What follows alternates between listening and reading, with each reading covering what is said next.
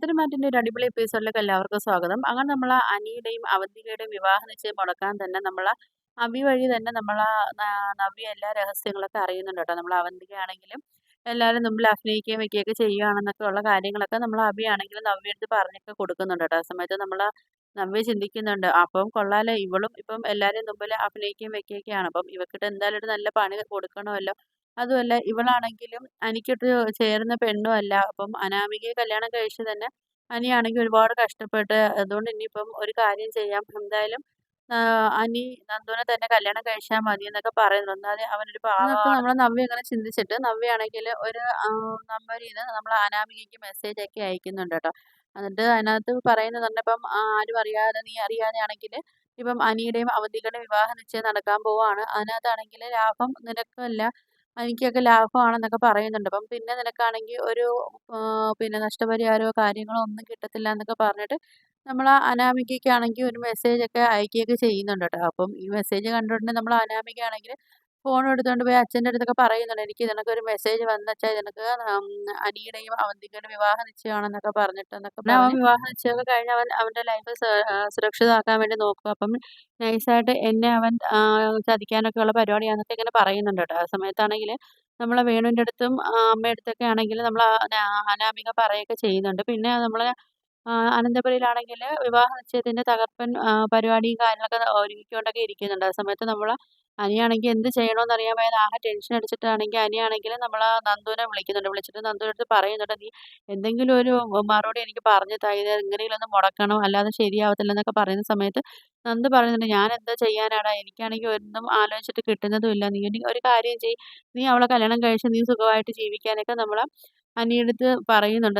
അങ്ങനെ നന്ദു പറയുന്നുണ്ടല്ലോ, "ഞാനെന്താ ചെയ്യാനാടാ? എനിക്കാണെങ്കി ആലോചിച്ചിട്ടും ഒന്നും ഒരു പിടിയും കിട്ടുന്നില്ല" എന്നൊക്കെ പറഞ്ഞിട്ട് അനിയും നന്ദുവും ആണെങ്കി ആകെ സങ്കടപ്പെട്ടൊക്കെ നിൽക്കുന്നുണ്ട് ട്ടോ. അങ്ങനെ പിന്നെ അവിടെ വിവാഹ നിശ്ചയത്തിന്റെ ആ ഒരു ഡേറ്റൊക്കെ വന്ന് എല്ലാവരും ഭയങ്കര സന്തോഷമായിട്ടൊക്കെ അവന്തികയൊക്കെ ഒരുക്കി കൊണ്ടുവരുന്നുണ്ട്. അതുപോലെ തന്നെ അനിയും ഒരുക്കിയൊക്കെ കൊണ്ടുവരുന്നുണ്ട്. അപ്പം ആ ഒരു വിവാഹ നിശ്ചയത്തിന്റെ ചടങ്ങില് അങ്ങനെ മുത്തശ്ശനാണെങ്കിലും മോതിരമൊക്കെ എടുത്ത് കൊടുക്കുകയൊക്കെ ചെയ്യുന്നുണ്ട് അവന്തികയുടെയും അനിയുടെയും കയ്യില്. ആ സമയത്താണെങ്കിൽ അവര് മോതിരം മാറാൻ വേണ്ടി പോകുന്ന സമയത്ത് നിർത്തം എന്നും പറഞ്ഞിട്ടൊരു സൗണ്ടൊക്കെ കേൾക്കുന്നുണ്ട്. അപ്പം അവരെല്ലാരും ഇങ്ങനെ നോക്കുകയൊക്കെ ചെയ്യുന്നുണ്ട്. "ഇതെന്താ, ആരാ ഇതിപ്പം നിർത്താൻ പറഞ്ഞേന്നൊക്കെ" പറഞ്ഞിട്ട് നോക്കുന്ന സമയത്ത് വേണുവും അനാമികയും അനാമികയുടെ അമ്മയും കൂടെ അങ്ങോട്ട് വരികയൊക്കെ ചെയ്യുന്നുണ്ട് ട്ടോ. ആ സമയത്താണെങ്കില് വേണു ചോദിക്കുന്നുണ്ട്, "ഇത് എവിടുത്തെ ഏർപ്പാടാണ്? ഇതിപ്പം ഒരു പെണ്ണിന്റെ ഡിവോഴ്സ് പോലും ചെയ്യാതെ അടുത്തൊരു പെണ്ണിനെ കല്യാണം കഴിക്കാനൊക്കെ ഉള്ളത് എവിടുത്തെ നിയമമാണെന്നൊക്കെ ചോദിക്കുന്നുണ്ട് ട്ടോ. അപ്പം അനാമികയും പറയുന്നുണ്ട്, "ഇതിന് ഒരിക്കലും ഞാൻ സമ്മതിക്കത്തില്ല.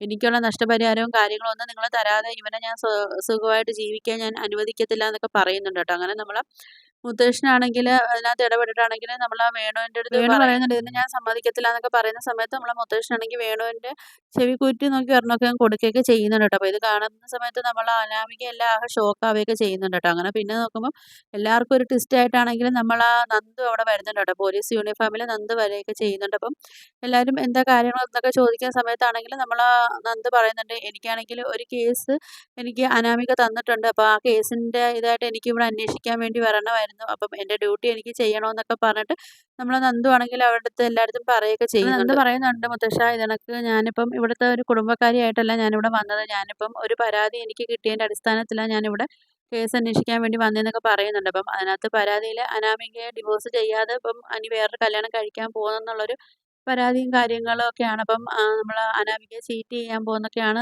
അനാമിക പരാതി കൊടുത്തതെന്നൊക്കെ പറയുന്നുണ്ട് ട്ടോ. ആ സമയത്താണെങ്കില് നന്ദു പറയുന്നുണ്ട്, "മുത്തശ്ശ, ഒന്നെങ്കിൽ എനിക്ക് ഈ വിവാഹ നിശ്ചയം ഇവിടെ നിർത്തി വെക്കേണ്ടി വരും. അതല്ലെങ്കിൽ എനിക്ക് അനിയെ അറസ്റ്റ് ചെയ്ത് കൊണ്ടുപോകേണ്ടി വരും" എന്നൊക്കെ പറയുന്നുണ്ട്. അപ്പം അതെന്താന്ന് വെച്ചാല് നിങ്ങള് ആലോചിച്ചിട്ട് എനിക്ക് എത്രയും പെട്ടെന്ന് എനിക്ക് ആ ഒരു തീരുമാനം അറിയിക്കാനൊക്കെ പറയുന്നുണ്ട് ട്ടോ. ആ സമയത്ത് മുത്തശ്ശനാണെങ്കിലും ചിന്തിക്കുന്നുണ്ട്. അവര് ഈ അനാമികയുടെ ഒരു കാര്യം അവര് ആലോചിച്ചത് പോലും ഇല്ലല്ലോ. ഇപ്പം അനാമിക കൊണ്ടുവന്ന് ഇങ്ങനെ കേസും കാര്യങ്ങളൊക്കെ കൊടുക്കുന്നുള്ളതൊന്നും മുത്തശ്ശനൊന്നും ആലോചിച്ചിട്ട് പോലും ഇല്ലായിരുന്നു. മുത്തശ്ശൻ ചിന്തിക്കുന്നുണ്ട്, "ഇതെന്താ പറ്റി? നന്ദു ആണെങ്കി എൻ്റെ അടുത്തൊരു കാര്യം ആലോചിക്കാതെ നന്ദു ഇങ്ങനെയൊക്കെ ചെയ്യുന്നല്ലോ" എന്നൊക്കെ പറയുന്നുണ്ട്. അപ്പം നന്ദു ആണെങ്കി എന്തൊരു കാര്യം ഉണ്ടെങ്കിലും എൻ്റെ അടുത്തും കൂടി ആലോചിച്ചിട്ടല്ലേ നന്ദു ചെയ്യുന്നത്. ഇപ്പം നന്ദുവിന് എന്താ പറ്റിയെന്നൊക്കെ ആലോചിക്കുന്നുണ്ട്. ആ സമയത്ത് അനിക്കാണെങ്കി ഭയങ്കര സന്തോഷമൊക്കെ ആവുന്നുണ്ട്. കാര്യം എങ്ങനെയെങ്കിലും വിവാഹ നിശ്ചയം ഒന്ന് മുടക്കണം.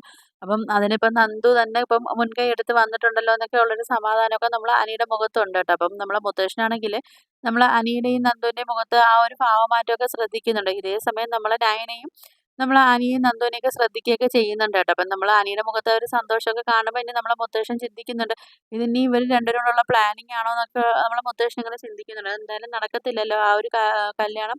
നടക്കത്തില്ലെന്ന് നമ്മള് മുമ്പേ പറഞ്ഞ കാര്യമല്ലേന്നൊക്കെ നമ്മളെ മുത്തശ്ശൻ ഇങ്ങനെ ചിന്തിക്കുന്നുണ്ട് കേട്ടോ. അപ്പം മുത്തശ്ശൻ പറയുന്നുണ്ട്, "എന്തായാലും നന്ദു മോളെ ഇപ്പം അനിയനെ എന്തായാലും അറസ്റ്റ് ചെയ്ത് കൊണ്ടുപോകാൻ വേണ്ടി ഞങ്ങള് സമ്മതിക്കത്തില്ല. അപ്പം വേണമെങ്കില് വിവാഹ നിശ്ചയം ഇപ്പൊ തൽക്കാലം മാറ്റി വെക്കാം. അനാമികയുടെ ആ ഒരു ഡിവോഴ്സിന്റെ പ്രശ്നങ്ങളും കാര്യങ്ങളും ഒക്കെ തീരുന്നത് വരേക്കും എന്തായാലും ഇനിയിപ്പോ ഞങ്ങള് ഈ ഒരു വിവാഹ നിശ്ചയത്തിനെ കുറിച്ച് ആലോചിക്കുന്നില്ലാന്നൊക്കെ മുത്തശ്ശൻ പറയുന്നുണ്ട്." നമ്മളെ മുത്തശ്ശനാണെങ്കില് നന്ദുവിന് വാക്കൊക്കെ കൊടുക്കുകയൊക്കെ ചെയ്യുന്നുണ്ട് കേട്ടോ. അങ്ങനെ പിന്നെ നമ്മളെ നന്ദു ആണെങ്കില് അവിടുത്തെ മാസായിട്ടൊക്കെ നമ്മളെ നന്ദു പോവുകയൊക്കെ ചെയ്യുന്നുണ്ട്. എന്തായാലും വിവാഹ നിശ്ചയം എന്തായാലും മുടക്കാൻ പറ്റില്ല. ആ ഒരു സന്തോഷം നമ്മളെ അനിയുടെയും നന്ദുവിന്റെയും മനസ്സിലുണ്ട് കേട്ടോ. അപ്പം ഇതേ കണക്ക് തന്നെ നമ്മളെ അനാമികയും വീട്ടുകാരും ആണെങ്കിലും അവരും അവിടുന്ന് പോവുകയൊക്കെ ചെയ്യുന്നുണ്ട്. അപ്പം അനാമികയാണെങ്കിലും ഒന്നും ചിന്തിക്കുന്ന പോലുമില്ല. അനാമിക ഇപ്പൊ ഒരു വിഡ്ഢിയായ ഇത് കണക്ക് അനാമിക അവിടെ നിന്നിട്ട് പോവുകയൊക്കെ ചെയ്തിട്ടുണ്ട്. അതുപോലെ തന്നെ നമ്മളെ അവന്തികയുടെ സ്വപ്നങ്ങളും ഒക്കെ ആണെങ്കിലും അതും ഒന്നും ഇപ്പം റെഡി ആയില്ലല്ലോ. അപ്പം എങ്ങനെയെങ്കിലും അനിയെ കല്യാണം കഴിച്ചിട്ടാണെങ്കി പിന്നെ മൂർത്തി ഡിസ്റ്റിലറിയൊക്കെ കേറി ഒന്ന് ഭരിക്കണമെന്നൊക്കെ വിചാരിച്ചിട്ട് നമ്മള് അവന്തികയും നിന്നത്. അപ്പം അവന്തികയുടെ പ്ലാനും ഇപ്പൊ പൊളിച്ചടുക്കി കൊടുത്ത് നമ്മളെ നവ്യയാണെങ്കിലും. അപ്പം ഇതിന്റെ എല്ലാം മാസ്റ്റർ ബ്രെയിൻ ആയിട്ട് നമ്മളെ